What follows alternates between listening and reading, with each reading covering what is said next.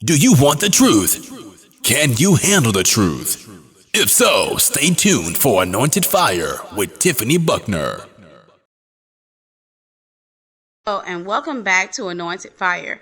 My name is Tiffany Buckner and today's message is the price tag of love. Ladies, I want you to take the time out to share this message because it's going to help so many of you to get free, and guys too, because this message is beneficial to both men and women. But because I have the habit of saying she, guys, I want you to forgive me. Just listen, and I'll try to be careful when I speak, but it's a habit for me to say she and her and women, so don't take offense to it. This message is beneficial to both men and women. With that being said, I want to tell you that everything in life has a price tag on it. Do you know that the life you're living right now has a price tag on it? What you're doing right now is you're paying the price for whatever it is that you're doing. And see, I want you to understand this.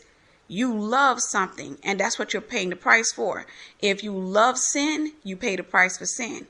If you love yourself, you pay the price for selfishness. If you love God, you pay the price. You sacrifice yourself, you sacrifice sin, and you just completely surrender yourself to God. See, that's what love makes us do. Love makes us surrender to whatever it is that we love. So if you are chasing up behind sin, you've looked at the price tag of sin, not realizing that the devil is a liar. So the price tag he puts on sin, he doesn't tell you everything that's in the small print. He tells you that, you can get this guy and you can get this house, the car, the beautiful children, and all you got to do is fornicate. It's just a minor sin. And, when you go before God, he's such a loving and forgiving God that he's going to forgive you. And then check this out. You're going to have your man, you're going to have your children, your house, your car, and God going to forgive you. So you get to walk away happy. And what he's doing is he's telling you that you can actually manipulate God when you can't. I'm a living testimony of that. You can't manipulate God. And that's why he releases me to come out and talk to you about these type of things, because there are so many powerful women of God out there who have ministries, and they tell you about how they did things, and they did things the right way, and they were blessed with their God ordained husbands, and everything went well for them. And I'm so really happy to, be their sisters in the Lord. But at the same time, I have to be the one that comes out from the other direction and says, hey, look, I came out of the darkness. I went into sin. I chased up behind the lust of my flesh. I chased up behind my dark desires. I chased up behind the lies that Satan told me. Okay, and here's the price tag. Here's what I had to pay. I loved sin. Sin did not love me back. Sin took me through a whole lot of stuff. Sin tried to take my life so many times. So I come out from a different direction. I come out from the direction that many of you have been in and many of you are headed in. I come out from that direction to tell you that, hey, look, there's nothing down there. The word of God is true. There is no getting around it. I don't care how the devil lies to you. I don't care what he says. I don't care if he tells you that, you're a good person and you've been good all your life and that this one sin is not going to ruin you. He is a liar. He needs you to go into sin for him to take authority over your life. When you go into sin, you come out with a sinner, and what's going to end up happening is you're going to go through a whole lot of years of being sad, depressed, oppressed. You're going to go through a whole lot of years of trying to figure out why you don't feel love, because you didn't understand that you abandoned your first love. God is your love. You can't put him second. The Bible says he is your first love. So if you go out and you choose a man over God, you make that man your first love. So what you're doing is you're choosing him. When you come back and you trying to go before God and you're like, okay, here go me and my man, you're trying to put him second. So God is like, no, you can't come to me like that. You're going to come to me with a broken and contrite spirit. What I'm going to do is I'm going to allow your first love to be your guide for a little while. I'm going to allow your first love to teach you a lesson until you completely surrender to me. And when you surrender and you make me your first love, then I'm going to come into that situation and I'll help you out. But you're going to go through a whole lot of stuff. Now, I'm telling you this not from a religious standpoint. I'm telling you this from a place of experience. This is what happened to me. I was always choosing me over God. I was always choosing my sin over God. I was always choosing what it is that I wanted and what I desired. And I chased that thing all the way up into 2 marriages. Well, the first marriage, I went through a whole lot of stuff. Then turned around, got out that marriage and went through the second marriage. And in the second marriage, in the first year, that's when God woke me up. Ladies, I want you to hear this, because a lot of you, the sad part is I see so many women that are going to have to get the testimony.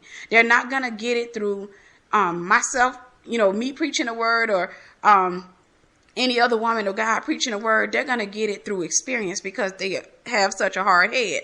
And, for me, I was one of those women. I had such a hard head that, you could play this type of message to me if I was in the world or in the mindset that I was in at that particular time in my life, and my heart and my head would have been so stiff that I would have heard it and I would have took away from it what I wanted, but I would have left the rest out there, because I would have thought that, hey, this is different. You don't know me and my man. You don't know how he makes me feel and what he says to me. You don't know this and you don't know that. So I understand your situation, but mine is different. That's what we all want to believe. But what we don't realize is God is the same. Yahweh is the same. The word of God is not going to be different for one person than it is for another. You can't go out here and sin, and your sin blesses you, whereas somebody else's sin brings them down. It may look that way. I call that a mirage. What ends up happening is a lot of women, they'll pay the price tag for sin. They'll go out here and, you have women out here like a lot of you're waiting on God for your husband. So you're practicing abstinence, and you're sitting there and you've been waiting for years now. And then you have this sister who comes out, and she's going to your church and everything, and she's dancing, but she's not married. And you look over there at her one day, and she got her boyfriend next to her. And the next thing you know, a few months later, you look over there at her, and she got her big belly and her boyfriend next to her, and he's dancing. And you look over there, he looks like he's praising God. She looks like she's praising and shabbaking the Lord. You look over there, and you see a wedding ring on her finger. She done got married to this guy. So now you're sitting back, and you're like, see, look at this. This woman got herself a man. And I'm going to tell you, this is how the devil does. This is how he gets us. She done went out here and she sinned, and she got her man, and she came over here, and they're getting it right with God. I want to tell you what happened with this sister, so that none of you fall into this trap. What happened with this sister was, she went out there and she sinned to get her man. She made herself first, and she put her man first. She didn't put God first. So even though she's coming to church, her dancing and all of those things that she's doing is her attempt to manipulate God. She may love the Lord, but she don't love him enough. See, that's the thing. God has to be first and foremost in our lives. But she has made herself into an idol. She has made sin into an idol in her life. That man may be an idol in her life. So you see her over there, she's dancing, and like I said, she's praising God, and you looking over there at her, and it looks like she got it going on. And then you look, and the next thing you know, she's in a parking lot with a BMW. See, this is a mirage. This is what Satan does to lure women out of the church. He uses this one sister who looks like she's being blessed, but what he doesn't tell you is what that sister is going through or is about to go through. I'm telling you. And what ends up happening is, you look over at her, like I said, hair is always done. She seems to be perfect.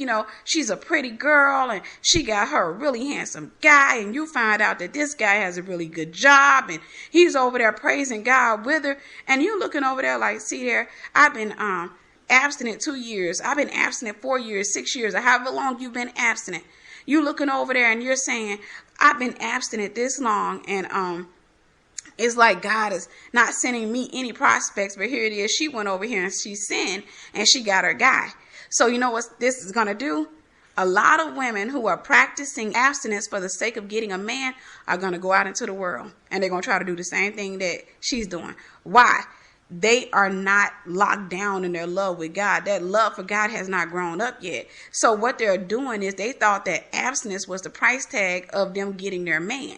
And when they realized that abstinence was a lot more expensive, that you have to actually stand there regardless of what you feel or what you see, and you got to just wait on God. And at the same time, you don't know how long it's going to take before he releases the guy. What the guy's out there doing, is he ready yet? Is he out there entertaining a relationship with somebody else?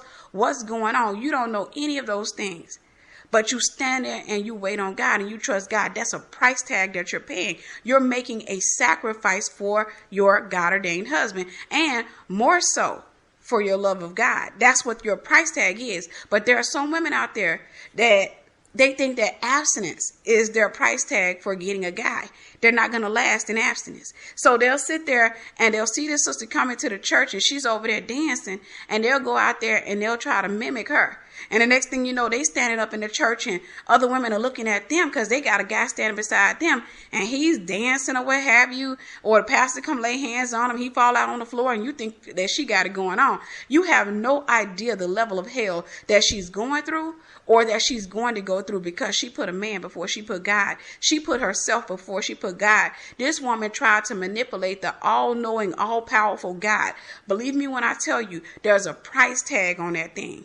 So if you stand there and you wait and you refuse to be moved by what you see, by the deception that Satan, so boldly comes into the church with, if you refuse to be moved by what you see, what's going to end up happening if you stand there and you let your love of God grow up and you go before God and you're honest with him, you say, hey, look, I want my husband. And I don't know how long it's going to be before you send him. But sister such and such came into the church today and she got her man. And, I saw that she had fornicated and she got a ring on her finger. I think she's married to the guy now. She's driving a BMW and she's pregnant by him, and he's a handsome guy. And for what I hear, he's an accountant or a lawyer or whatever it is that he's supposed to be. And you're going before God and you're telling him, then you ask God, give me a piece. Don't say give me a man, because he already has a schedule as to when your husband gonna come. So you just say, God, give me peace until my husband arrives. I need a little bit more grace, Lord God. Help me to get past what I see. Help me to see the deception and open my eyes, Lord, so I can see the truth. If you are that woman who prays and you make it up in your mind that even if it takes God 10 years to send your husband, that you're gonna wait. See, you got to have that in your head. You got to have that in your heart. If you make it up in your mind, I'm going to tell you what end up happening. You'll end up, let's say, for example, 2 years down the road, your husband comes and finds you. The both of you practice purity, and he may not look like the blessing that this girl's guy looked like. Because let's say, for example, her husband is a lawyer. And your husband comes along and this guy is working, let's say, for example, at Starbucks. He's just part-time at Starbucks and he's going to school or what have you.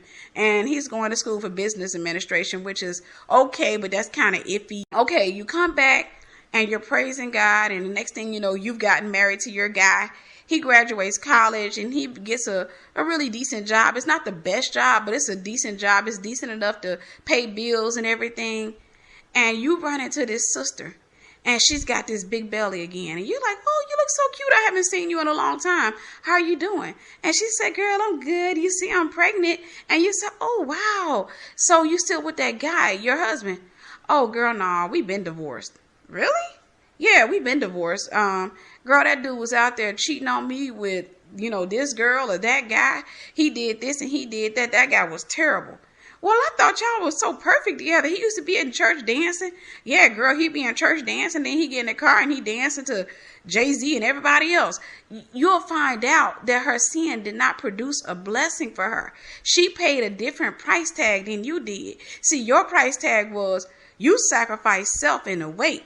She didn't wait, so she paid the price for her choices. So the thing is, her price tag was more expensive than yours. You, on the other hand, it hurt you. You had to die to your flesh, and you don't even realize that that process is actually making you ready for marriage. Because these things, like the dying of the flesh and the patience, you need to have these things when you get married. You cannot be this flesh-driven creature that's anxious right now and impatient, because the thing is, that very thing could be the stronghold that destroys your marriage.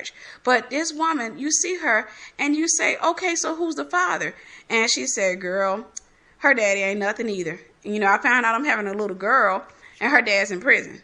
Oh, wow. Yeah, he's in prison, girl. All of a sudden, the devil can't use her to deceive you anymore because you follow God.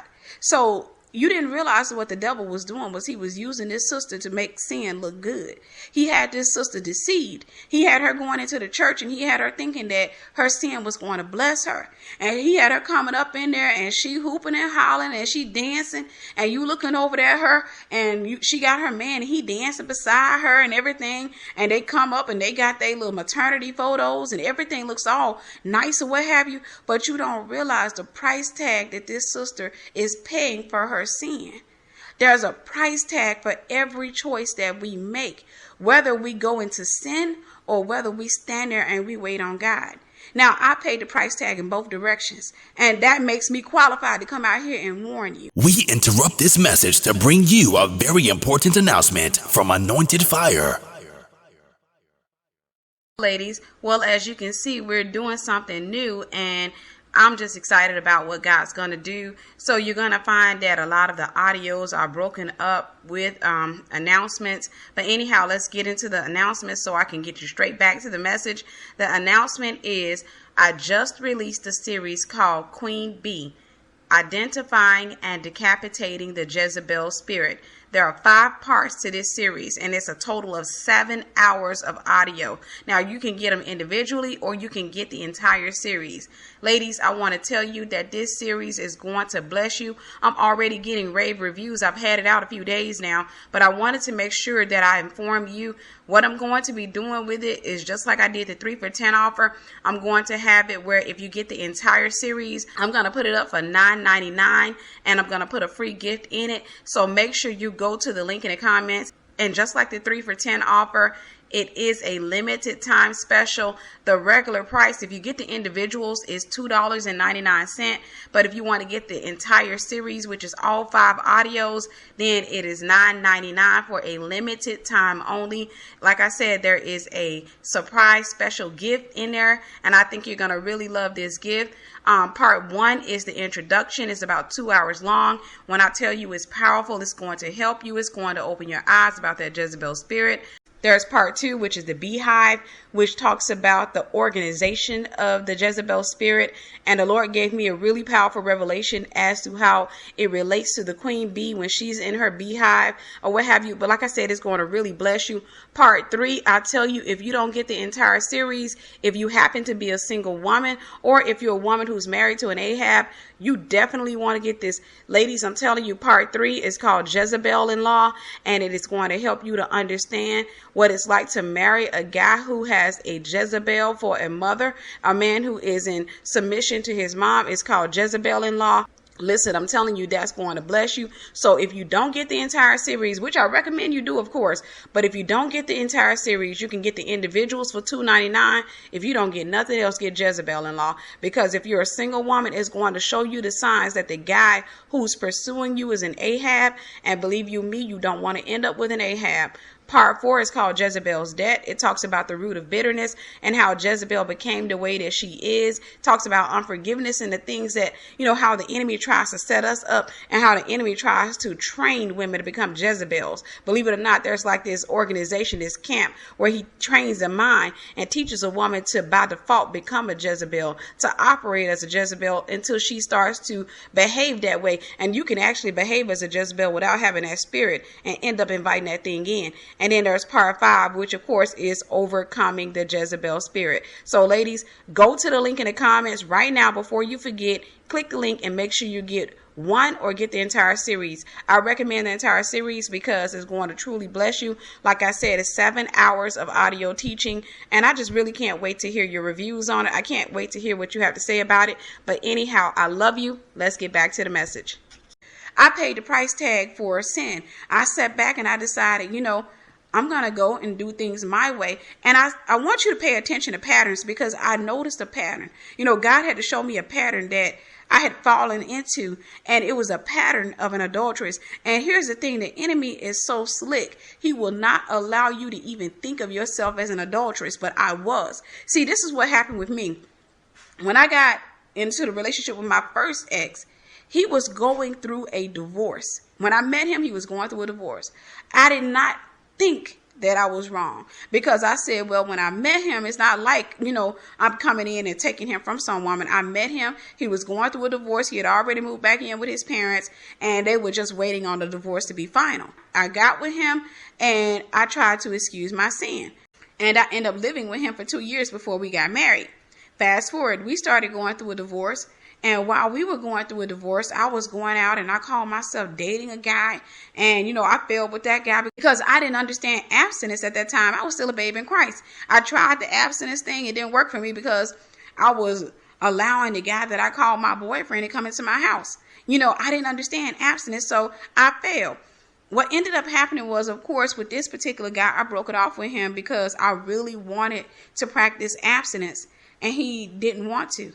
Fast forward, I turn around, I meet my second husband, and I'm all happy and thinking to myself, well, this is going to work out between the two of us. He wants the same thing that I want. He wants to get married. And I didn't even consider, Tiffany, you're still married and you're going through a divorce. See, what I did was I said, well, it's not like I'm cheating on my husband. What I'm doing is, we going through a divorce. So what's the difference?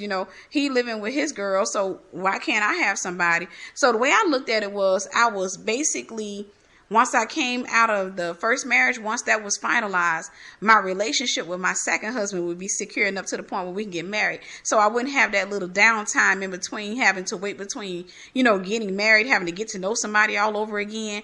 I wasn't going to have that. See, I was being crafty in my ways. And I ended up with this guy, and my divorce was finalized in, I think, March of 2008. And I turned around and married my second husband in April of 2008. I had no idea what I was putting myself in. I had no idea what I had gotten myself into, because I was sitting back still thinking that sin could produce a blessing for me. At that particular time, I like to refer to myself as a teenager in Christ, because I knew better in so many areas, but I was still in rebellion. I didn't have enough in me to stop doing the stuff that I was doing. I was still trying. So I ran my tail out, and, I thought that, my sin had produced a blessing for me. And of course, what I did was I got my guy and tried to bring him to church. So here it is. I'm trying this mess again. I done went into adultery again, and I got my husband, and here it is. I put God second again. I put him behind my own desires again. And here it is. I'm coming to church with my guy, and I'm sitting here praising God and smiling. And I can't imagine how many people looked over there at me and thought, look at her. Her sin is really helping her out. It was a lie. It was a complete lie from the pit of hell. So here it is. I'm standing in church, and I'm over there praising God and smiling and everything.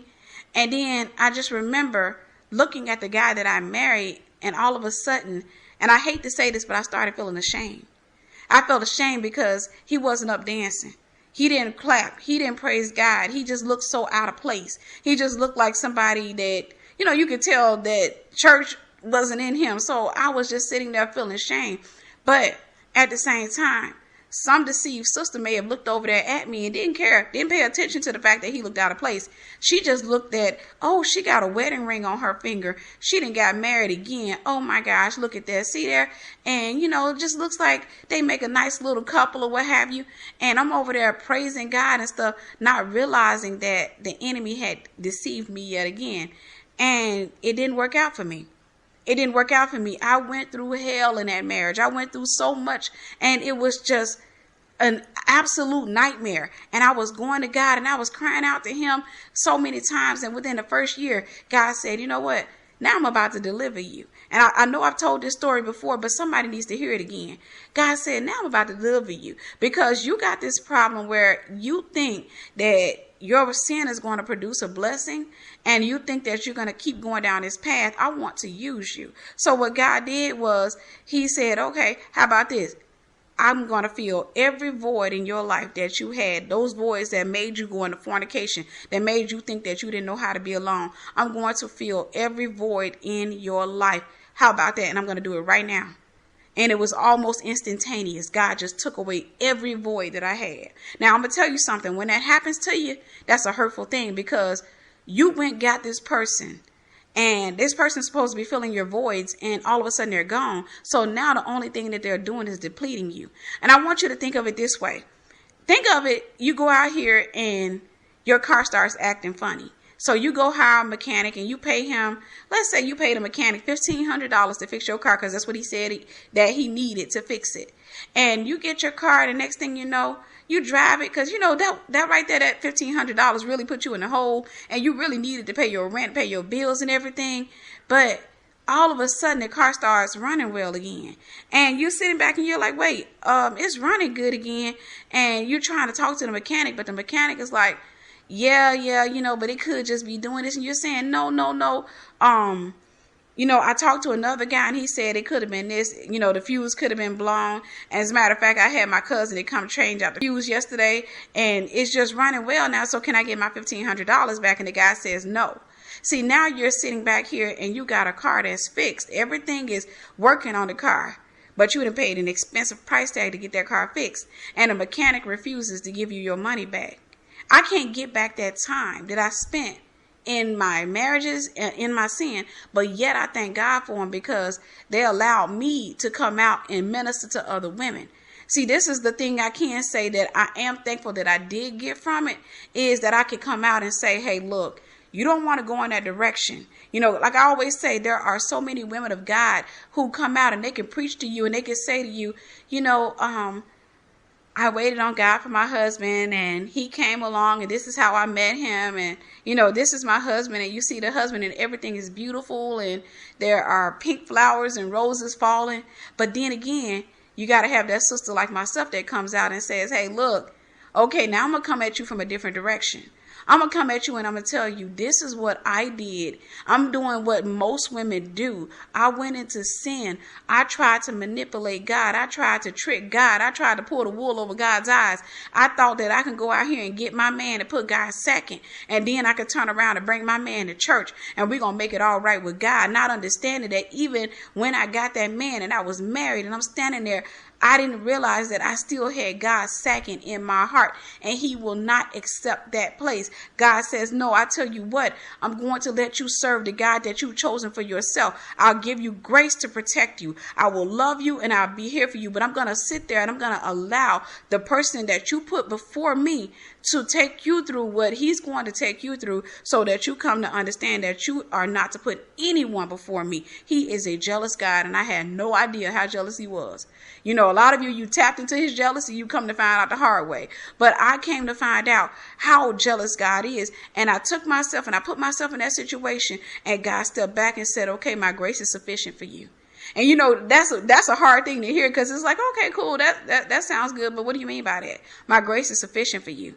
Meaning, guess what? My grace is what's going to be covering you for this length of time until you put me first. It wasn't until that second marriage that I was going through so much, and I was still building on my relationship with God, and he took those voids away and he filled me up, that my love all of a sudden grew up for him. And my love for him matured to the point where I knew in my heart, even within that first year, I knew in my heart, if God was to release me from that marriage, I knew I wasn't going to fornicate anymore. I knew in my heart that I would stand there and I would wait on God and I would do whatever it is that he requested of me to do. I knew that. But at the same time, I had to honor the vow of marriage that I had put myself in. I couldn't just get up and say, okay, I get it now. Hey, hub, let's go and file for a divorce, because I get it now. I wasn't supposed to marry you and we sinned and everything, so I get it now. It wasn't like that. See, what God had to do was he had to grow my love up. And once he grew my love up, then he started hearing from me. I started crying out to heaven, and heaven heard my cry. I started crying out to God because he became my everything. He became my number one. I put him before Tiffany. I put him before that man. I put him before everything. When he became my everything, he became my everything. He became all that I needed. And that's when I found myself feeling miserable, because here it is that God fills you up, but you got a man that's emptying you out. This is what's going to happen. That's the price tag. I'm trying to get y'all to understand that there's a price tag to pay for your sin. It's not free. You're not going to walk away from that thing and, trick God. You're not going to go out here and get what you want and then put God behind and then turn around and come to church and hoop and holler all up in the church thinking that you got over on God. No, you're going to have to put him first. One way or another, you're going to have to put him first. At some point or another, you're going to have to acknowledge that he is God. Every knee shall bow and every tongue shall confess that he is Lord. You know what that means? Not only are you going to say that he's Lord, because we know that, but what you're going to do is you're going to acknowledge that every word that proceeded out of his mouth was true. You're going to acknowledge it, whether you stood on the right side or you stood on the wrong side. If you stand on the wrong side, you're going to be scarred up and you're going to be talking about it. He ain't lying. He told the truth. Don't be unequally yoked with an unbeliever, because this is what I had to go through. So the thing that I come out to do is to help you so that you don't have to go down the experience route.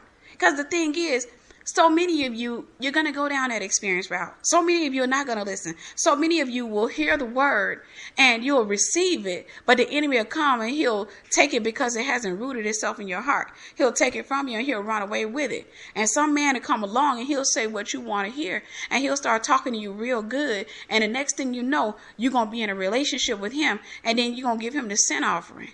And he's going to sit back and say, all right, now let me marry you. Or there are cases, like I said, there are some ladies that are going out here and they're marrying guys who are not practicing purity when they meet them. But because they say to the guy, hey, look, I'm pure, you can't touch me. Then the guy follows him into the marriage, and God is saying, hey, look, I want you to pay attention to his leadership. He's not leading you, you're leading him. But they're going to go into the marriage and they're going to have to learn the hard way. See, when a minister comes out, when God releases us, we got to come out and tell you the truth. We got to come out and tell you the hard truth, the truth that you don't want to hear. Not the truth that you think is cute and, you got the picket fence and the golden retriever and everything. We got to come out here and tell you about the pit bull. We got to come out here and tell you about the things that you will go through if you do not follow God. Some women's wait are short and some women's waits are long. And the thing is, God knows how long you can wait.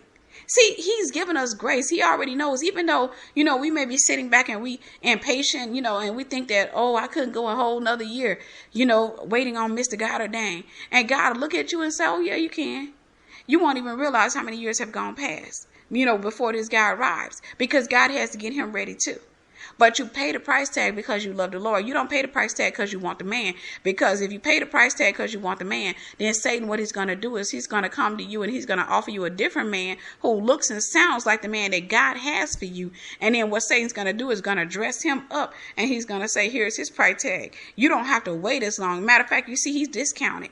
You don't realize that there's fine print on this man. So you looking at how nice he looks and you looking at what he's doing and what he has and how he's talking, and you look at that price tag and you say, well, okay, so he's ready to date right now, and he said that he wants to get married next year in 2 years.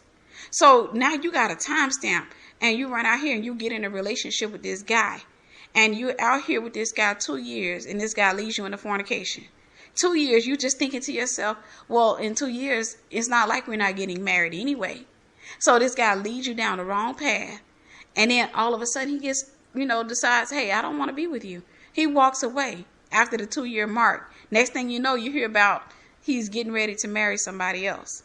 So you just sat back here because you put God behind your man and behind yourself, and you ended up getting left behind. And now you're sitting back and you have to run back over there to God talking about us, I'm so sorry, and what have you. And God said, we'll see.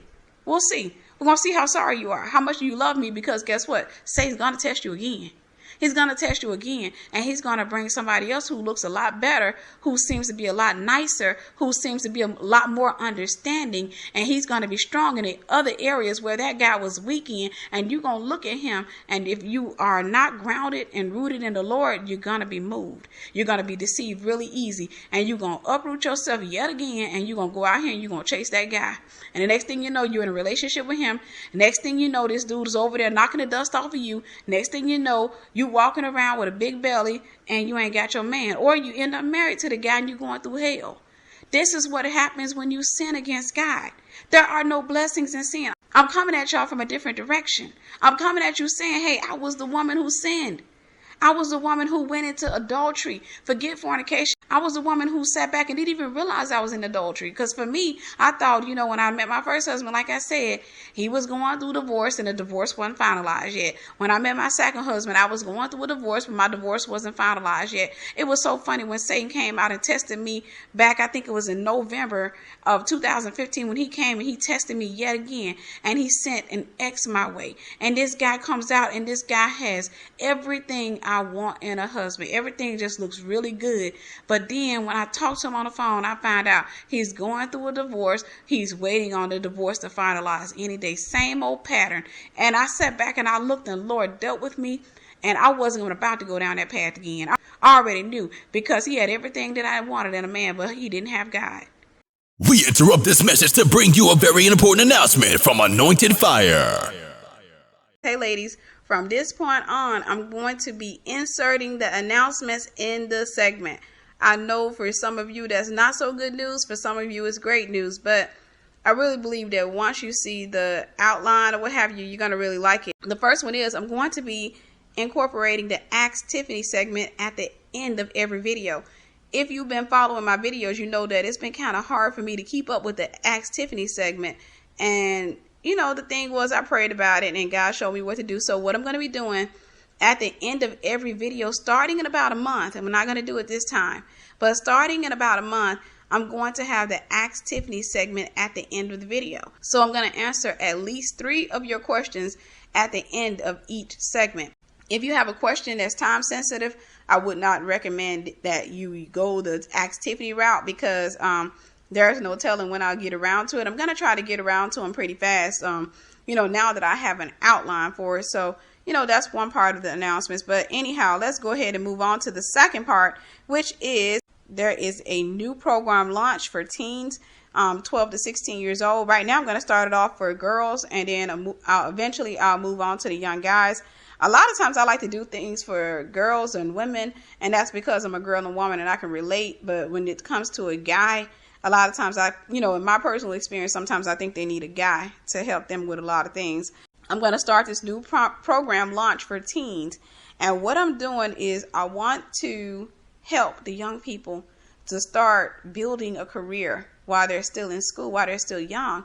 So what do young people want? You ask yourself that. And the thing is, they don't want to be invisible. A lot of times they just want to be noticed. They want to be loved. They want somebody to say, hey, you're somebody. And oftentimes they don't hear that. So what I'm doing is I'm going to be having this new program. I'm launching a new program where I'm going to have so many kids to come out, and not physically, but so many kids are going to be able to co-write a book together. I'm going to go through your submissions, and I'm going to select so many kids and let them co-write a book together. And I'm going to publish their book. I'm going to design the cover and what have you. I'm going to try to make any arrangements I have to, But anyhow, this is the way it's going to work. I'm still working out the details, but what I have so far is that I'm going to be allowing probably, for example, let's say maybe 10 kids or 15 kids or 20 kids, maybe even just 5 kids into one book. And especially with the older group, like if 16, I may have like 5 kids who are writing, that one particular book. And what they're doing is they're testifying. Now, these are going to be kids who are in Christ Jesus. These are going to be kids who, at least know the Lord, and they're going to talk about the goodness of God. These are going to be kids who are, maintaining a certain GPA in school. And a lot of people may say, well, why aren't you reaching out to the troubled one? We're going to have a whole nother program for them, because the thing is, when a child becomes an author, then they become an influential person. And we don't want to get somebody who is not trying to do right and make them influential, because then what they'll do is they'll mislead a nation. So we want to get them to Christ Jesus first. We're going to be focusing on the children who have a certain GPA, children who, and it's not going to be, A's and B's, even if it's a C student who's trying. My thing is this. I want to get to the youth. I want them to start off being authors at a young age. Of course, there's going to be a small cost because I have to hire an editor. Let's be real. I'm an editor, but I have to hire an editor. And then when we're dealing with kids, it's going to really have to be extra edited, which means 9 times out of 10, it's going to need a hard edit, which means it'll likely have to go through 2 or 3 editors, to make sure it's clean, because not everybody writes the same. So there's going to be a small cost, probably between $50 to $100, but it's going to be for each child that is accepted into the program. And what we're going to do is going to give them a little writer's training, just a little coaching, probably about a week of coaching. And then after that, going to tell them, to write their story out or what have you, and going to publish it into a book. And they're going to be co-authors. The money that is earned from those books is going to be distributed to each child. It's not going to come to me. I'm not keeping 1 red cent of it. And if you know anything about books, you'll know this. The distributor, like Amazon, Barnes and Nobles, Books A Million, they're going to keep a small percentage for featuring the book. They're going to keep a small percentage of the sales, but what's left is going to be distributed. I'm going to let the kids and the parents decide how the money is allocated, whether they want their portion coming directly to them, if they want it going to a charity, if they want it going to a church, it doesn't matter. The next announcement. Y'all ready? I got my house. Ladies, I want to thank you for your prayers. I didn't want to come out and ask for prayer And the reason was because the reality is there are people out there that don't like you. They will try to pray against you. They will come out of their way. And even though they can't stop what God is doing, a lot of times when they start doing that witchcraft and stuff, it brings a lot of unnecessary warfare in. But the Lord laid on my heart that it was okay. And we're still all learning. For me, I'm learning a lot of things. God has been breaking a lot of religiousness. A lot of things that I picked up in church as a child, things I picked up along the way, things I picked up because of my reservations. He's been delivering me from a lot of that. So he has been dealing with my heart or what have you. He let me know it was okay. So you came out, you prayed for me. You interceded. The prayers of the righteous availeth much. So the prayers of the witches fail. And I got my house. God blessed me. It's an hour away. Prayerfully, this is where God has called me to be. I don't know. I hope it is. I believe that God's hand is in this. I do know his hand is in this for me going to that city. Anyhow, let's get back to the message.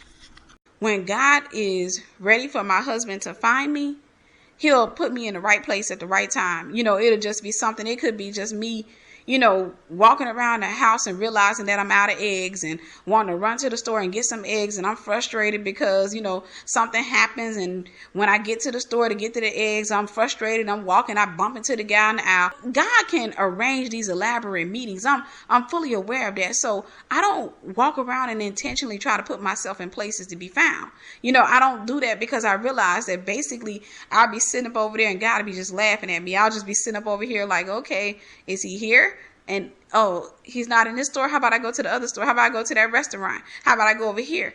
I don't put myself in those type of situations. Instead, what I do is I just get up and I go to work, take my dog for his walk, and I just follow a pattern. See, what I'm doing is I know that when God decides that I paid the price, when he decides that you're ready, then he'll say, okay, Tiff, this is where I want you to go. And sometimes, God, like I said, he's so elaborate that he'll allow a series of things that appear to be bad to happen to drive you out to a place. And then all of a sudden you meet the guy and it could be the guy that's coming to help you. You don't know how God is going to arrange the meeting. But what I do know is this. I'm not willing to pay the price tag for sin anymore. I know that in my heart. I'm not willing to pay that price tag. I've already paid it twice, and I saw that Satan has fine print that you don't realize you're signing off on. Satan lies to you. I know that from experience. I'm not coming at you talking about I'm Miss God ordained and I met Mr. God ordained and everything is going so well in our lives. That's good. One day I will come out with that testimony. But as of right now, I have to come at you from the direction and tell you that, look, I came from the direction where I was sitting back and I was in my sin and everything was going just all nice and everything. Everything looked peachy for a while. But all of a sudden, sin started coming in and it had a price tag on it. And it was holding up a price tag called death. Y'all, I'm going to be honest with you. I'm going to be really transparent with y'all. Y'all don't know my whole story yet. You don't know my whole story yet. And I know, me saying this, a lot of you are going to say, when are you going to tell us? When are you going to tell us? I'm going to tell you in due time. You don't know my whole story yet. But what I will tell you is this. Sin came after me and the enemy wanted to take me out plenty of times. And I didn't know why. I didn't know what was going on because I was that woman like a lot of you where I felt like I'm a good woman. I don't even understand why am I having trouble? I didn't understand it. It was so foreign to me because see, the problem that a lot of you don't realize is that you're anointed. And see, I'm going to tell you something about the enemy. He knows that you're anointed and he knows that God is going to use you. And because he knows that, he will try to set you up to get killed. He will set you up in your sin when you're naive and you're not trying to do what God tells you to do. He will set you up to get killed. The enemy set me up so many times. And here I was sitting back thinking to myself, I'm not even a rough woman. I'm just sitting back and I'm a nice woman. I go out of my way to help people. People know that, I love genuinely. And, when I'm married, I'm trying to be the best wife I can be. I could not understand why I was going through the stuff I was going through. It took a brother in Christ to come along and say, you don't even realize how anointed you are. Because see, I was still a babe in Christ. He said, you don't even realize the anointing on your life. I didn't understand why I was having so many problems with Jezebel spirits coming after me, with guys coming after me. And it's like these guys were coming and they had just about everything I wanted. But yet and still, I had problems with, if I call myself trying to date, that, sometimes the guys would start pursuing me to the point where it was kind of a crazy pursuit. There was one particular time when I was in the world and I used to go to the clubs and what have you. And I had met a guy in the club. And I thought to myself, he's okay.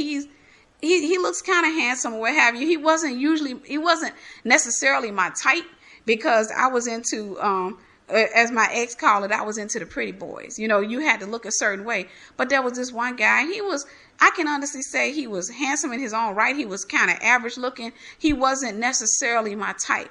But I was hanging out with a friend of mine, and she started dating she pretty much exchanged numbers with his friend. So I kind of felt compelled to change numbers with him.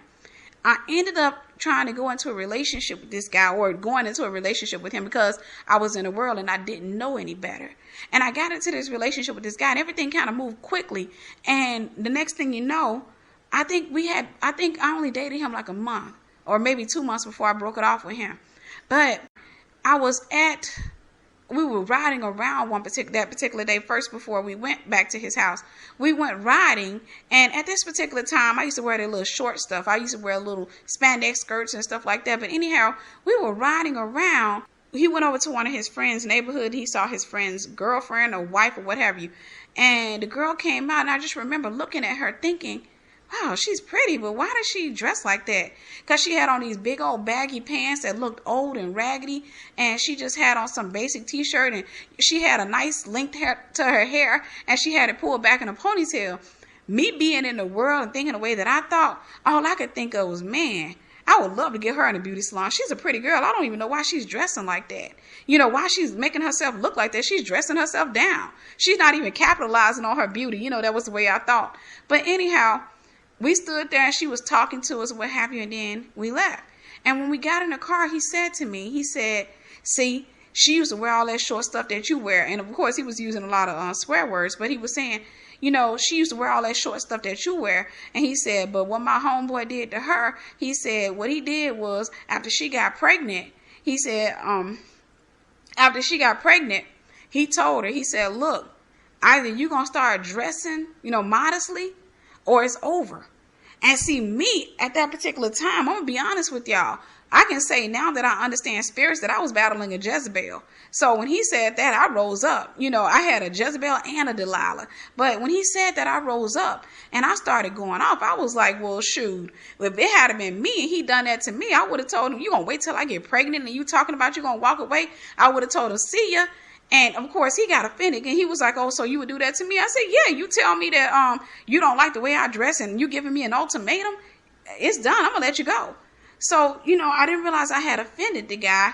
And we got back to his place. The second offense was a bunch of guys standing out there. They started hooping and hollering. He got mad about that. Instead of him addressing them, he addressed me. He didn't say anything until we got in the house. So we go up into the room or what have you, and he's frustrated. And I remember he's trying to act like he's not frustrated. And I remember he's over there drinking gin, just, in the room. I'm sitting on the bed, and I could tell that he's frustrated. He's mad at me, but he's trying to force himself to have a decent conversation. But when somebody get frustrated with you, they kind of rough handle you. And even though I was 5 foot even, still am 5 foot even, but I was 100 pounds and probably 95 pounds. I was just skin and bones. I was a fiery little girl. And I remember he came over there and he grabbed me. He tried to act like he was playing, but I knew he was trying to roughhouse me. And he shook me. And I said, don't do that. Don't shake me because you'll give me shaking baby syndrome. And he said, what? I'll give you what? I said, you'll give me shaking baby syndrome. He said, Tiffany, you're a grown woman. How you going to get shaking baby syndrome? And, he was going off. And I told him, I said, well, actually, that's not the technical term. That's what they use because it's common for children. But you can still have that syndrome. And I told him, I don't know the actual term for it. I said, but you can still have that syndrome. And I said, they've done it too with older people in the nursing homes. Somebody will shake them, and what it does is it causes fluid to get around their brain. See, I wasn't a dummy, and that used to make men mad. And I said, fluid can get around their brain, so don't shake. So the next thing I know, I remember he stood up. He said, see, you think you know everything. And I didn't realize that I had stepped on one of his baby toes. But he started going off and he said, you think you know everything. And he started cursing and he started acting up. And I remember that little fiery girl, I got up and I said, you know what? I said, how about this? It's over. Don't call me no more. I'm gone. And I started walking out trying to walk out the room. The next thing I knew, the guy grabbed me and he just threw me on the bed and he went to cursing and screaming. You ain't leaving here. I'm tired of you doing it. Every time you get mad, you trying to leave. No, you going to talk to me. And I'm going to fast forward past that scene. What ended up happening, the way I ended up getting out of there, because he got his glass and he threw it up against the wall and broke it. And this guy was about 6 foot tall. And he was standing and he kept saying, get off that bed, I'm going to punch you. And I'm going to tell you something. Like I said, I was a fiery little girl. I was the type of girl, we're just going to fight because I grew up in a fighting home. But that particular day, I knew not to fight that guy. See, God will put something in you to protect you that you don't even understand at that time. Even in the midst of your pride, I knew to sit my tail down. I didn't move. I just looked at him. And I realized that not only is this guy going to attack me if I get up, this ain't going to be no little fight like between me and my brother or me and my cousin or something like this. This guy's going to really try to put some damage. He's going to try to put some hurt to me. So I'm doing like most people do. I'm looking around for a weapon, but I'm in the center of the bed. I don't have anywhere to go. I can't move fast enough. So I'm looking around for a weapon because I want to save myself. And what ended up happening was, his stepdad came in the room and was like, hey, do you want to leave? You want me to call the police? I said, yes. He didn't call the police or what have you. The way I got out of that situation was I started faking a cry. And when the guy sat down and talked to me, I made him think that, oh, I love you. And this is what, you're doing to me and all this other stuff. I faked a cry.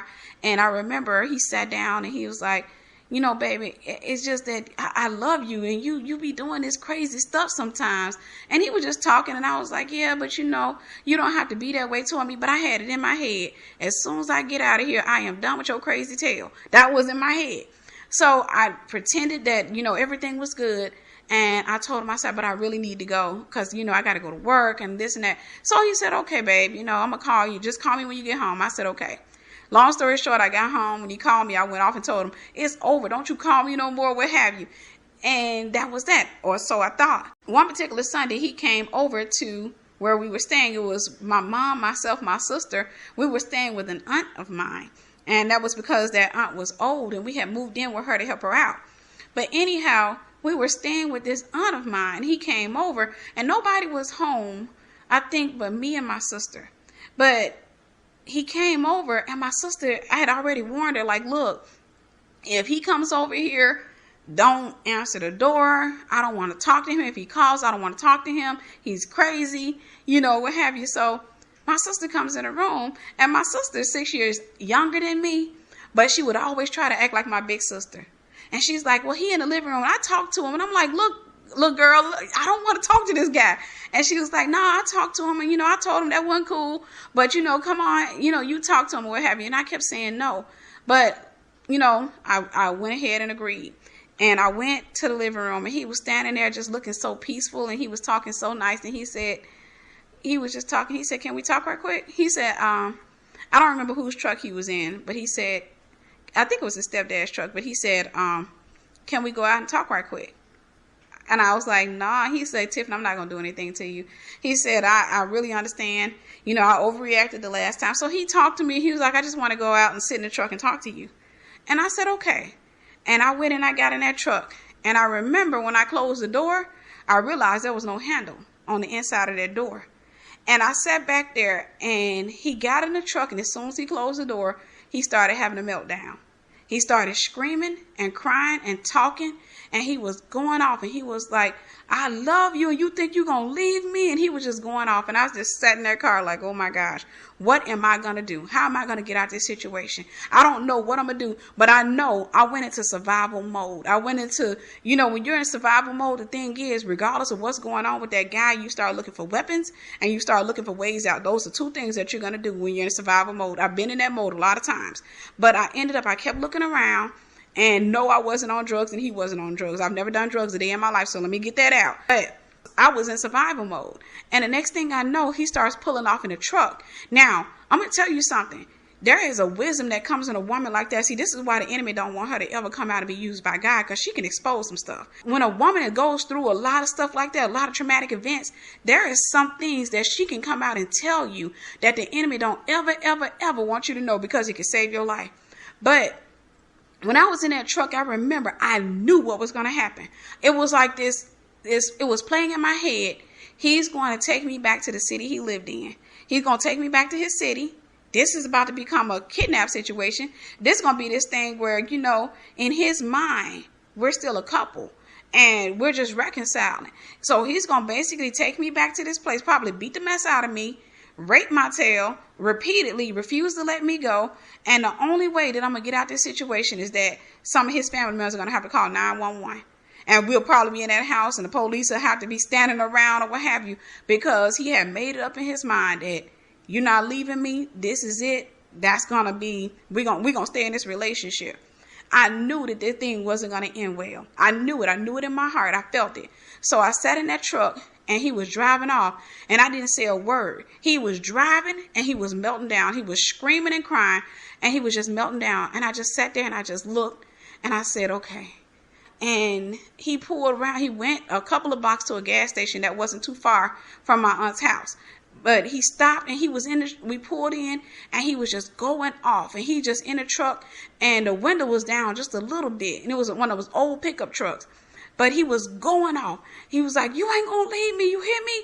And I just sat there and I'm staring up ahead because, like I said, as fiery of a little girl as I was, I knew not to mess with that one. I knew don't mess, some of them, don't mess with that one. But I sat there and I just took it in, thinking to myself, I got to get out this truck. I got to get out of this truck. And then what ended up happening was he all of a sudden stopped screaming. And he said, now I'm about to go in here and give me a soda. Do you want anything to drink? And I just remember thinking, okay, this guy is really gone.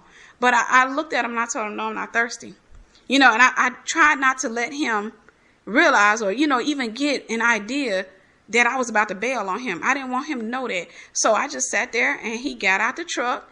And see, he didn't think I was going to get out because my door, like I said, there was no handle on that door. And the window was down a little bit. And I remember there was a van. And that's how I remember that it was a Sunday. There was a van over off to the side. And in that van was a man. I could tell that he had come from church or what have you. Maybe him and his family. I'm not sure. I just remember he was an older guy and he was kind of stout and he was wearing a suit. And I remember he got out the van and he looked, he said, baby, he said, you need help? Do you need me to call the police? And while he was saying that, I was rolling the window down. And I don't remember if I reached out and opened the door, or if I had him to open the door. I just told him no. And I got out that truck and I took off running. And I ran and I ran. And I remember as soon as my feet hit the street, when I got out the parking lot of that store, as soon as my feet hit the street, I heard that truck and I heard that ex of mine screaming my name, Tiffany. And I was running. And I was running. When I tell my friends this story, a lot of them laugh. And I got a lot of stories, from me, the things that I did in the world, because I want y'all to understand how the enemy does. But I ran and I ran. And I remember, like I said, there was a wisdom that I had. There was an understanding, a knowledge, a survival that I had that you don't just learn. And I remember I'm running in the street. I'm running. But every time he pulled up that truck on the side of me, when he put it in park, I would take off and run across the grass. I would just run, away from the truck. I didn't run straight because if you're running straight, he can jump out and grab you and pull you in the truck. When somebody's trying to kidnap you, when they're trying to take you against your will, they want to pull up beside you and they want to snatch you and pull you into the vehicle. That's it. They don't want nothing else. Pull you into the vehicle and then they want to run off with you. They're going to pull off with you. But I knew I started running across people's backyards because he's not going to leave that truck driving. He's not going to leave that truck on. He's not going to go through all that because he's going to have to come over there. And I was a fast running little girl at that. So he's not going to come all the way over there and drag me out. So he would jump back in his truck and then I'd go back to running straight again. And then he would stop again. I'll run right back across. So eventually I ended up making it to my aunt's house. And I don't know how, but it was only by the grace of God. I made it to my aunt's house and I beat on the door and my sister opened the door and I pushed it in and I was screaming and I closed that door and I locked it. I don't remember if I called the police. I don't think I did. But what I do know was that I started arming myself or what have you. This was one of those cases. And I'm going to tell you something. Here's a funny thing. This was one of those cases this was actually one of those light cases when the enemy tried to take my life. That wasn't just a light story of when the enemy was trying to take my life or really trying to hurt me. That was one of those light stories. That's the thing, the price that you pay for going into sin. And especially, and I call it dating while anointed. When you go into sin and you anointed and you don't really understand the anointing on your life, and the enemy does, and you don't understand why people come into your life and they act that type of way. Because a lot of my friends used to ask me, how do you attract these type of guys? And I didn't know. I had no clue, because I was attracting normal guys. A lot of times guys who were successful, guys who, were out doing their things, and I was attracting narcissistic demons. And I didn't understand why I was attracting these type of guys to my life. I didn't even realize that the enemy had a hit out on my life. I didn't even realize that the enemy wanted to take me out. I didn't know that. All I knew was this: I wanted to be loved. I wanted somebody to love me. And when somebody came along and they were willing to give me what I thought of as love, I would jump into that relationship. And I would go off into the sunset with this guy, and I would entertain the idea that he was the one. And I would allow him to entertain the idea that I was the one. And we would exchange words, and we would exchange our bodies, and we would exchange everything. And here it was, we're thinking that we're going to be together. But see, I was a broken little girl too. So if you offended me, that was my thing. If a guy offended me, if there were certain things that you just could not do to me, otherwise I would break off the relationship. And that had nothing to do with strength. It had everything to do with weakness. It was my weakness. I couldn't be in a relationship too long with a guy who offended me in certain areas, because I was afraid of him hurting me. I was afraid of having to go through that excruciating pain that I had seen some of my friends go through. I was afraid of being hurt like that. I had been hurt my entire life. So I didn't want to go through nothing. So I had taken the will of my life, and I had decided that if you didn't pass this test or that test, you were out the door. That was my thing. My exes could barely offend me. Otherwise, I would end the relationship. So the thing that I'm telling you, ladies, is there's a price tag that I paid for my testimony. There's a price tag that you paid for your testimony. Pay the price of love. Don't keep paying the price of sin. Don't keep going out here getting yourself into these relationships. And yeah, you may be a woman who's had normal relationships in your life where you didn't have to go through those type of things. You may be a woman who's had some really decent guys and they just didn't work out. And kudos to you if that's the case. But here's the thing. It doesn't work like that for everybody. The enemy will send somebody after you according to the assignment that God has on your life. And you don't even realize it. But the enemy, he doesn't even know the level. He just knows that you're anointed. And what he knows is that God's going to use you someday, and you're going to come against his kingdom. And you know too many of his secrets because you've been in darkness too long, and you were working for the kingdom of darkness. And he knows that if you come out the kingdom of darkness and you bring that what you learned in the kingdom, and you come out and you testify that you're going to be a powerful weapon against his kingdom. So he makes it up in his mind to take you out before you ever transition over into the kingdom of light. He makes it up in his mind. So ladies, don't end up paying the price tag for being with the wrong man. I can't tell you how many women I counsel who are married to the wrong man, and they going through hell. The price tag on it, it's not even worth it. They going through hell. And the thing is, they soul tied. So that makes it worse. They soul tied to these guys, and they don't know how to leave them alone, even though their lives are in danger. Even though these guys are, doing so much to them, they don't know how to leave these guys alone. Because they're so tied to them. They done placed all their hopes and their dreams and their fantasies and everything, even the value of who they are, into these guys. They placed everything into these guys. And now they're paying the price for it. And we got the nerves to sit around and complain that we've been single and abstinent for so long and our God ordained husbands hadn't came yet. I'm going to tell you something. I'm just like the average woman. I don't want to wait a long time. I'm 38 years old, and I've done a lot, and of course I want to have children past the age that science recommends that you have children or what have you. I don't want to be 45 years old trying to have kids or what have you. I do want to have kids. I get it. I understand. But I'm going to tell you something. I would much rather stay single and childless than to be with the wrong man. See, I had to go through hell to get that testimony. I had to go through hell for me to even come out and say that. I went through a lot of stuff. And like I said, unfortunately, there are some women out there that are out there right now getting an even more powerful testimony than mine. There are women out there right now that are listening to this message that won't heed the warning. Going to go out there and do things on their own anyway because they want to see what's going to, happen for them because, the guy that they date, he ain't crazy. He can't be that crazy. Who thinks their guy is crazy? Who thinks that their guy is going to flip on them? I want to give y'all a little insight. Some of the craziest guys drive BMWs and have nice jobs. I want to give y'all a little history. Some of the guys that I've come across were successful and they were crazy. Has nothing to do with success. It has nothing to do with how much they have. Has everything to do with what demons are in them, what spirits are using them. See, a lot of women, you think that, okay, well, it's just the thugs that are like that, or it's just this type of guy, and you classify one type of guy and you end up over there with a professional nutcase.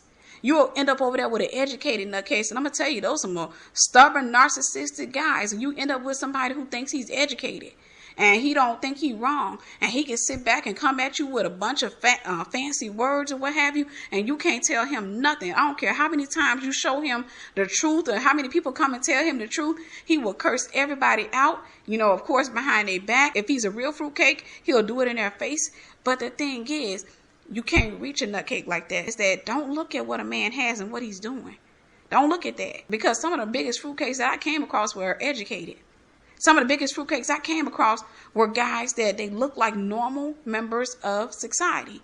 A friend of mine and I, we were talking about the type of guys that we attracted when we were in the world. And we were like, why were all of these narcissists coming after us? Why were these things? And we didn't realize that the enemy had a hit out on us. The enemy was trying to take us out.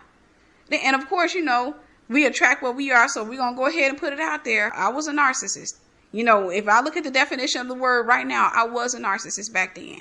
I was a girl, I was broken, and I was all about Tiffany. I was all about, hey, look, you make me happy, I make you happy. That's how we do it. You know, I was all about trying to not be like my friends. I was trying to be, you know, different from everybody else. That was my mindset. My friends, they went through this pain, or, you know, that person went through that pain, but I'm not going to go through it.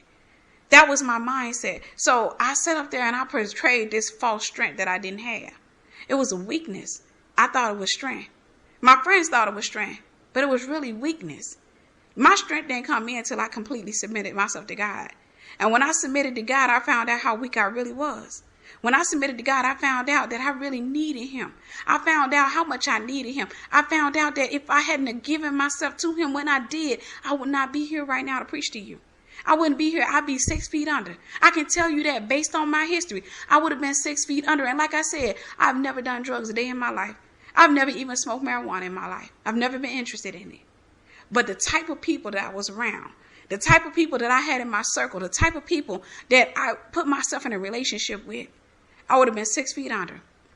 I remember one of my ex-boyfriends, I found out that he was in a relationship with somebody else and we were in my car. And I remember this guy pulled out a bullet. And he showed it to me in the car. He just pulled it out. He held it up and he said, you see this bullet? This is the bullet I'm going to put in your head if you leave me. And I'm going to tell you what I did. I'm going to show you how narcissistic I was. See, I was a nutcase. And I think that really when you have a woman who's being nutty like that, it kind of attracts the nutcakes too. But I pulled my car over and I laughed myself until I was scoring this guy. I laughed so hard. And I asked him, I said, what you going to do? Throw it at me? What, you got a cigarette lighter? You going to light it up? Here it is. This guy showing me a bullet and he's trying to be serious. He's really trying to be serious. And he's showing me a bullet and he's telling me, I'm going to put this in your head. And it was so funny to me that I pulled over. See, the enemy was trying to take me out because that was how I treated guys. That's how I was. I don't care how emotional a man was or what he felt. For me, it was all about proving a point. And I pulled my car over and I laughed so hard. And I just asked, what are you going to do? Throw it at me? What you going to do? You going to put a cigarette, you going to light it with your cigarette lighter and just blow it up? What you going to do? You going to heat it up? And I'm over in the car just really cracking up on this guy. And he's serious as a heart attack. And all he can say, man, let's go. Let's just go.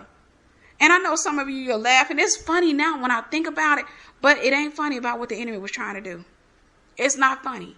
The reality was I didn't even know the price tag that was on that sin. I didn't know.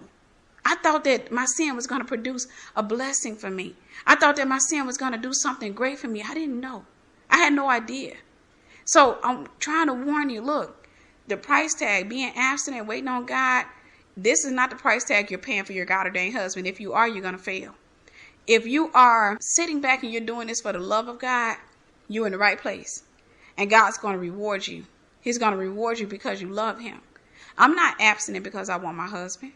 I'm abstinent because I love God and I understand what fornication brings. I'm abstinent because for the first time in my life, I made up my mind that I'm going to do things God's way and not my way. For the first time in my life, I made up my mind that I'm not going to fornicate. that I'm not going to go out here and sin against God to get what I want. I made it up in my mind to serve God and have things God's way. That way I don't have to come at y'all with all these testimonies, because like I said, I got a lot of them. One of my friends, I was telling her, and she said, you could write a book on all of those testimonies. My God, what in the world? But it was because, like I said, the enemy wanted to take me out, and I was stupid enough to let him try. I was stupid enough to run my tail out there and put myself in those situations thinking that, at some point I was going to come across the one who was worth, me wearing his last name. And that's exactly what I did. I ended up in a marriage. I ended up in an abusive marriage. I ended up in a marriage and I didn't even realize it was an abusive marriage because I fought back. See, that's the thing. The enemy had put a hit out on Tiffany. He had put a hit out. And then we had another episode where, and this is a totally different guy, where I'm on foot and I'm running. Y'all don't know. Like I said, I'm on foot and I'm running. Middle of the night, I'm running from a guy in a car who I know is hell-bent on hurting me. This is the thing. The enemy, when he makes up his mind to take you out, he will try to do it. And like I said, for me, I was a fiery girl, but my fire was perverted. See, the thing was, the way that I come out in ministry, and I come out, I didn't realize that God put something in you, but when you're broken, you use it in the wrong direction. And when I was broken, if a guy said anything to me, even when I was married, I did not hold back. I was a castrated woman. I would cut a man up to pieces with my words, and I would tear him down because I would take him according to the level of hurt I felt. If he hurt me, if it was something he did, however I felt, I would make him feel that way by using words. And of course, when I was married the first time, he was an adulterer. So that hurt to the core. So guess what? My words hurt him to the core. I would sit back and I would say anything because I wanted to cut him at the debt he had cut me. And I didn't even realize what the enemy was doing was he was trying to take both of us out. He was trying to use me. He was using me to provoke this guy to kill me. He was trying to use me to put that guy in prison. See, that's the thing. That's how the enemy works. He's always trying to use two people to really, he tries to kill two birds with one stone. He'll get rid of two people with one stone. Have both of y'all over there fighting, not even noticing that the real enemy is sitting there eating popcorn in your living room, in the same living room you paying rent for. And matter of fact, he robbing you of the rent money, and he's sitting there and eating popcorn watching y'all fight, a fight that he has provoked. Ladies, there's a price tag on everything. Are you willing to wait on your God ordained husband? Will you change this idea that you are abstinent and that you're abstinent because you want your husband to you're abstinent because you love the Lord and you want him to be pleased with your life? Will you honor Romans 12:1 and present your body as a living sacrifice, holy and acceptable to God, which is your reasonable service? Do you know a lot of women who are abstinent are not holy? They trying to go out here and trying to present something unholy to a man. That thing's still soul tied. They sitting back trying to find a replacement for the dude that they soul tied to, or the men they're soul tied to. See, I was that woman at one point. But now in my life, I love God. Nothing else matters to me anymore.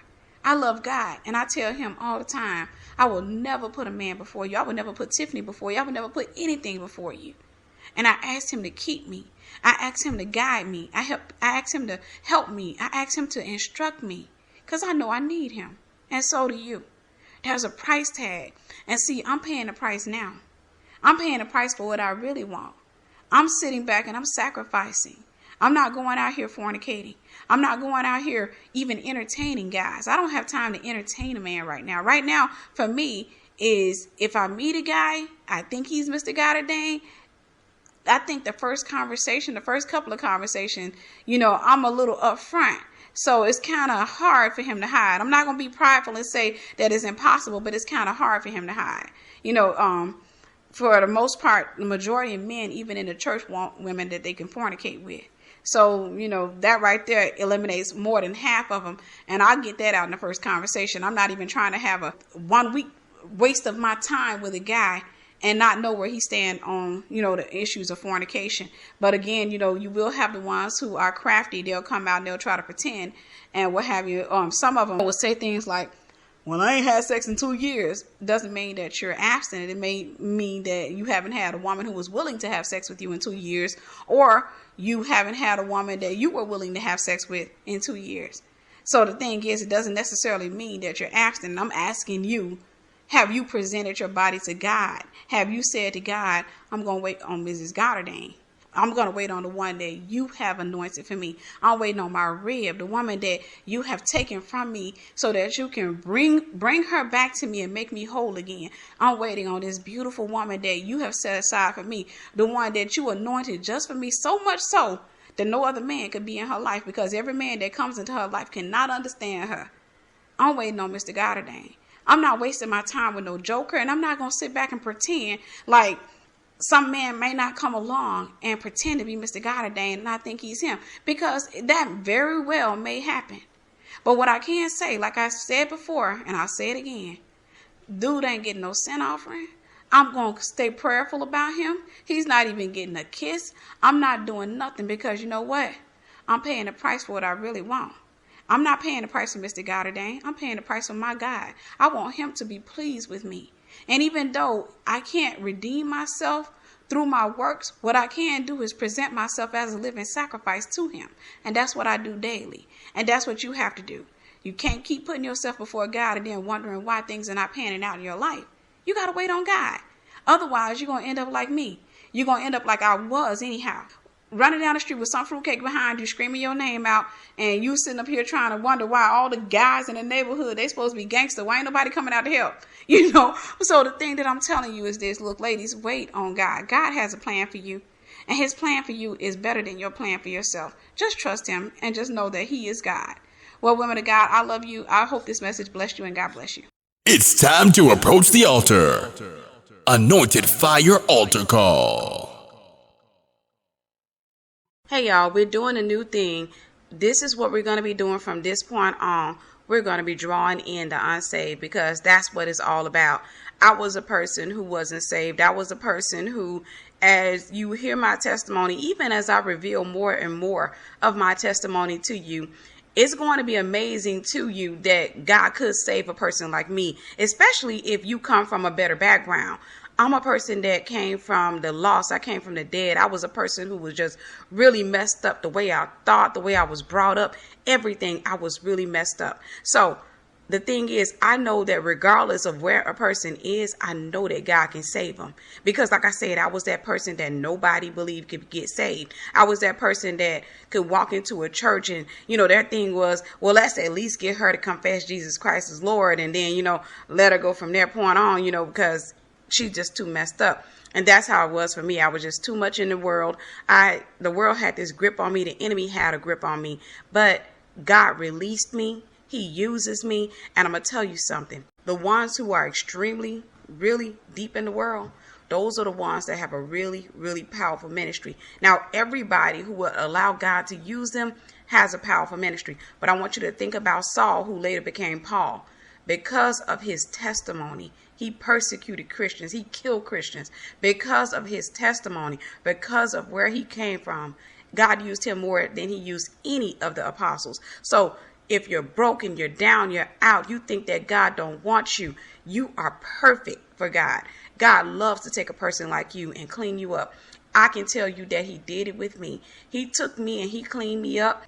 He changed me into an entirely new creature, to the point where I'm still in awe. I think it's something that you never get used to. I'm still in awe. I still look back and say, wow, he brought me a long ways. He brought me into an entirely different mindset. He gave me a testimony, and then he gave me businesses, books, and everything. And I dedicated my heart to him. And that's the reason the enemy wanted to take me out so bad, was because even from within the midst of my sin, I still had a heart for God. I still had a love. There was a call. I felt it. And there was a pull in the club and fornication, regardless of where I was. There was that pull that was on my life.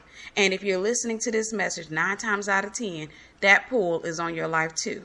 The Bible says in Romans 10:9-10, if you confess with your mouth that Jesus Christ is Lord and believe in your heart that God raised him from the dead, you will be saved. For with the heart one believes and is justified, and with the mouth one confesses and is saved. So what I want you to do is take the time out. If you believe that Jesus Christ is Lord, if you believe that God raised him from the dead, confess it. Say, I believe that Jesus Christ is Lord. He is the Son of God. He was born through a virgin. He died for my sin, and he was raised from the dead, and he is Lord over my life. Jesus Christ is Lord. If you said that, then guess what? Welcome into the kingdom of God. Continue to pursue God. Continue to pursue his will, and understand that it's not going to be easy. It's not going to be that you're able to wake up and make all of the right decisions. All of a sudden, it takes a while. God has to renew your mind. So just go ahead and try. If you fall, get back up again. If you fall again, get back up again. Some people will use their constant falling as an excuse to stay down, but you better do like I did. Keep on getting back up. I kept praying, I kept crying, and I kept calling on the name of the Lord, and he saved me. And not only did he save me, he began to use me. And I thank God to this day for my testimony. Well, like I said, if you believe he's Lord, take the time out to confess him. And I want you to spend some time with him. Try to spend as much time as you can with him tonight or today. If you can't spend that much time, then, try to give him about 5 minutes of your time. And start that off, every day. Or just start allowing him into your life. Read your Bible and just take the time out with him. And you may not understand the Bible at first. Just ask God to give you understanding. Just ask him to give you understanding and revelation, and continue to read the Bible. Give yourself to God. And just go ahead and start the journey. If God can take a broken person like myself and change me, if God can take me from what I've been through, from how I've grown up, from the mess of the woman that I was, and turn me into who I am today, I know that there isn't anybody out there that God cannot change. I love you, and I hope this message blessed you. God bless you.